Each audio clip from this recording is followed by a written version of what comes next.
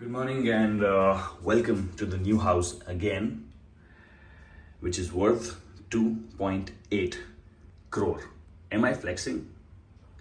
Yeah, I am. And why shouldn't I? Because you, as a fitness professional, should believe in yourself that you can achieve something of this sort by something so high in value, being a fitness professional, because you do not believe in yourself and you need to change that perspective. Everyone, welcome to another video at DIA, Do It Anyway. Just back from an amazing workout session, and usually what happens is as soon as I'm done with my workout or anything that's physically taxing, I tend to speak better, think clearer, and deliver my message in a much more optimum way. And I feel that it's going to be the same with a lot of you people as well. So if you are into content creation, making videos or delivering lectures or anything wherein a lot of speaking is involved, especially without scripting, try to do that after a particular bout of physical activity, and I guarantee you that you will be able to speak and deliver the message that you want to get across your audience in a much more efficient way.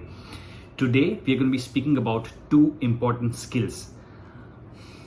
Should I call them important, or should I just speak about them as the only two skills you need in order to make a six-figure year-on-year consistent income as a fitness professional? Now, when I speak about a fitness professional, what do I mean? So before we dive into the two skills that are needed, I want to tell you one thing, that if you are of the opinion that the money that you are supposed to make in the fitness industry as a coach is going to come from your technical knowledge about nutrition, about exercise, about biomechanics, if your opinion that is what you need, then you are not thinking the right way, because that is probably just a very small part of the equation, and the rest, the major part of the equation, is something which most of the fitness professionals don't realize or don't get. So there you go. Your knowledge, your technical knowledge about fitness is not the most important thing when you want to make a lot of money as a fitness professional. So what you actually need is these two things. Number one is, the first skill is interpersonal skill, and your interpersonal skills will include everything, including your behavior, your communication skills, your ability to interact with or without speech with your clients especially, or with anybody that you meet on a personal level. And the second important thing, I wouldn't call it a skill, but yeah, it's not totally wrong to put it in the skill segment, is the ability to take the most pristine care of your own self. Okay, I'll just give you a brief idea about both of these, and you should be able to then analyze as to what are the things that you need to work upon in order to up your game. So the first thing is interpersonal skills. Now, in this, the most important thing is communication, and more important than that, communicating in the English language. Because look at the authorities that you follow on Instagram, which is the most common platform that people use for whatever content that they need, including fitness.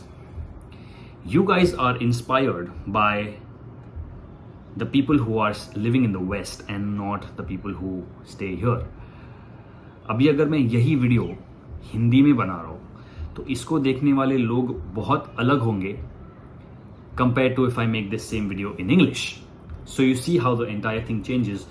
Communication and communicating in English is one of the most important factors when you are trying to make it big as a coach in the fitness industry. Now, another reason why you need to have a good grasp or a good hold on the English vocabulary or the English language is because the people who are going to pay you the money for coaching are not the people who are athletes, or are not the people who are looking for drastic transformation. Let that sink in. The people who are going to pay you are the people who are into professions like businessmen, people who are doctors, and all those big professions that you can think of. And these people will always appreciate if you have the ability to communicate in a globally accepted language and communicate well. That is one thing. This also includes your behavioral patterns. Like if you are a trainer, you might have seen a lot of people be very enthusiastic about when a client is trying to come on board with them but hasn't paid yet. Then you will do everything in the world to try to influence that particular person. But as soon as things, you have got the payment, and then you kind of become you kind of mellow down after a particular period of say 2 or 3 months, and which you might not intentionally do it, but now you kind of feel that, okay, I've got this client now, he'll be paying me on month basis. But trust me, your client observes everything. So your communication skills is one big part of the equation, which will help you right from day one to it'll just forever keep helping you, and you need to up your communication game for that sake. Second thing is behavioral patterns. You need to make sure that the client coach dynamic that you have is not affected adversely because of something, your behavior which kind of didn't go well with your client. Say for example, you have paid somebody for their time, and if they are doing some other thing in that dedicated time that you have given to them, then trust me, you will not feel good about it. You might not let it reach that particular person because of the bond that you have developed, but trust me, people see things, and once it gets too much, you will not even realize when that client has moved on with some other coach. So behavioral patterns and communication skills, this includes everything that you do in order to make the bond that you have with your client as intimate and as strong as you possibly can. Because I'll tell you one more thing. If you are a coach, especially if you're giving one-on-one personal coaching, your relationship with any client is not just going to be about exercise, sets, repetitions, 1, 2, 3, not just giving counts and then giving some mobility drills and going home. No. Your relationship with the client is going to be on a much more personal level, and you have to do justice to that equation. Because if you are there for a very long term with somebody, say you're coaching somebody for 5 years, do you think a fitness goal will take any more than say 6 months or so to be achieved? Then what will you do for the 5 years? It's the whole thing about how you make that particular person feel, which will dictate how long will that client stick to you and in turn give you the money for your service. So that is the importance of interpersonal skills. Second is very important, not just in the fitness industry, but in any profession that you are into. And you need to really take care of these things, because I'll tell you, most people do not give a damn about this. And before you even open your mouth, this thing will decide what kind of an impression you have on your particular prospective client or prospective source of income.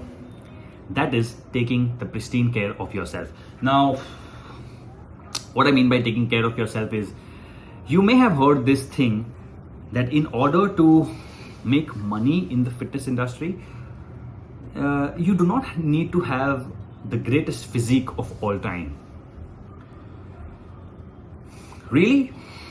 You think that? Giving you 2 scenarios. I will obviously clear this and put it into the right perspective, but I'm just giving you 2 scenarios.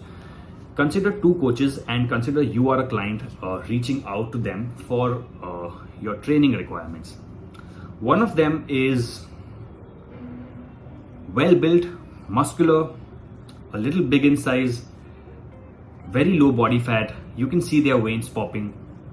And on the other hand, the other person is kind of looking like you have to think twice before thinking about him as a coach.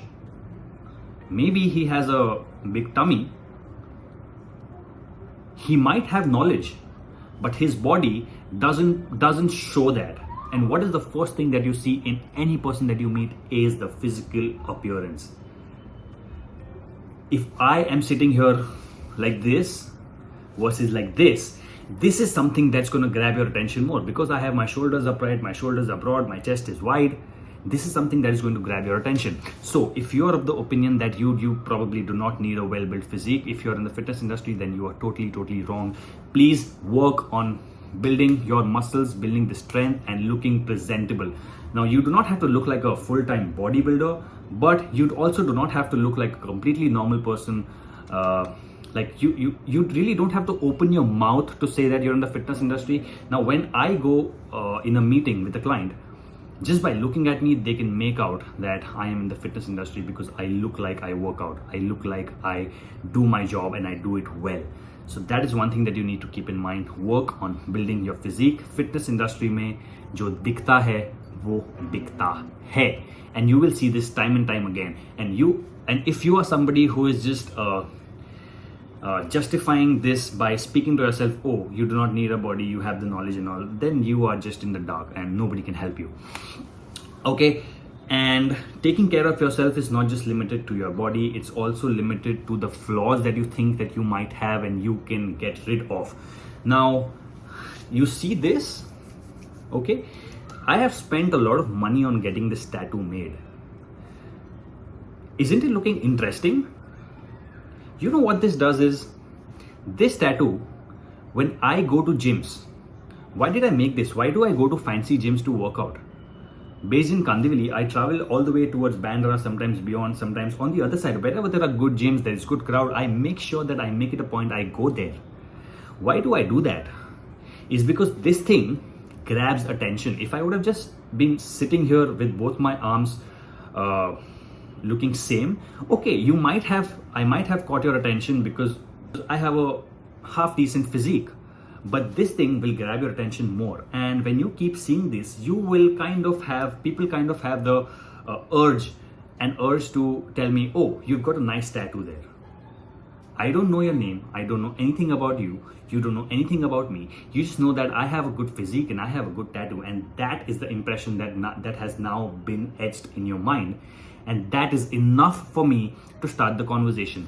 That particular person has started the conversation. I have not even pitched my service to them yet. But he initiated the conversation, and now I will continue the conversation according to how I want to take it forward. So the way you take care of yourself, if you're looking presentable, if you are standing apart in a particular crowd, people will come to you and people will try to strike a conversation. And when people try to strike a conversation, your chances of generating leads and converting them into paying clients increases multifold. So if there is a flaw in you, now I kind of made this tattoo because I had already got a forearm sleeve done. So this was kind of looking incomplete. Now this was something that I could have solved. So I solved it. I made the whole sleeve. If you have acne or if you have dry skin, go visit a dermat, get a good skincare routine and fix it, because that can be fixed. If you are into taking videos full time and you see that your skin is not really how you want it to be, use filters. Correct things that you can correct about yourself. There is nothing wrong with it. It's called taking good care of yourself in order to do your job and to do your job well. Taking care of yourself will also include practicing what you preach, because you might have not thought about this, but your clients get influenced by what you do, by what you post, by what you eat, and everything that you do. So if you are somebody who is advising your clients to eat clean all the time, but if you are somebody who is also posting chocolates, pastries, pizzas multiple times a week, then guess what? Your client might just get he might not intend to eat that, but just by looking at you, he might get influenced and he might just grab a bite. So that is something that you have to take exact care of yourself. You have to basically practice what you preach. So right from your body, your sleep routine, your skincare routine, your eating habits, everything needs to be in place. And when you take the utmost best care of your own self, you will see that benefit translate to all other things in your professional life. Because you will feel good about your own self. When you feel good about your own self, you will end up doing things in a better way. You will make people feel good about themselves. And in all, the overall dynamic of your coach-client relationship will just keep on rising and rising and rising, which will ensure that your particular potential client will be with you long term. Next thing, which is very important for you to make a good amount of money in the fitness industry, is to actually know where you are operating and see how the people are there, and see, basically just analyze the demographic. Now, you know that you're a competent coach, and you know that you know your job and you know your craft well. But if you are situated in a locality where the entire standard of the fitness industry is set to a very low level, then you will not get paid. Because when you quote your charges to be, say, 1 lakh rupees a month for personal training, your client will be like, oh, 1 lakh rupee? There will be 100 other trainers who will be ready to work for 10,000 rupees a month. How do you think your client is going to pay you 1 lakh? There is no way he or she is going to do that. So if you find yourself stuck in this situation, try to move out of your locality, try to move into an area where the entire standard of the industry is set on a higher level. So the base at which you start is already high, and it's easier for you to build up from there. Because when you quote a figure which is much more higher than what everybody else is charging, you will not get paid. But when you quote a figure and when you move out of an area where people are used to paying that kind of money, then it's not a shocker for them, because in that particular demographic, people are into different professions, they are making that kind of money, and they know the importance of health, and they will end up paying you. I'm not saying that people do not have money in a lot of places. People have money everywhere, but the ability to spend their ability to spend money, especially on something like fitness, will differ largely depending on what demographic they belong. These will include all kinds of coaches, whether you are into online coaching or one-on-one personal training, whether you are somebody who is into nutrition consultation or lifestyle coaching. Anything and everything coaching related is something that is going to be the main revenue generation scheme in the fitness industry. That's it about today's video. I hope it gave you some insights as to what you can do to earn more money from this particular industry, because the money is out there, and health is something that is the most important and will always be the most important part of everybody's life. It just depends on whether you have these skills to make it big or not. And if you don't, you can always work on them and try to improve with time, and with improvement will come success. So share this video with whoever is in your vicinity in the fitness industry, working as a coach, trying to make it big, or maybe struggling at this particular point in time. I really feel that this video will give them some insights as to what they can do to up their game as a coach and eventually earn more money and more success. Thank you for watching. Thank you for staying this long. It's a long video, I know, but if I don't feel that I've done justice to the topic, then I don't stop speaking. That's how I function. If you like this video, leave a thumbs up. And if you love this channel, subscribe to my channel. Do it anyway, but because even if you don't, I will do it anyway, because this is what I love doing. And out here, we do things anyway, irrespective of what anybody thinks about it. Goodbye and take care, and take pristine care.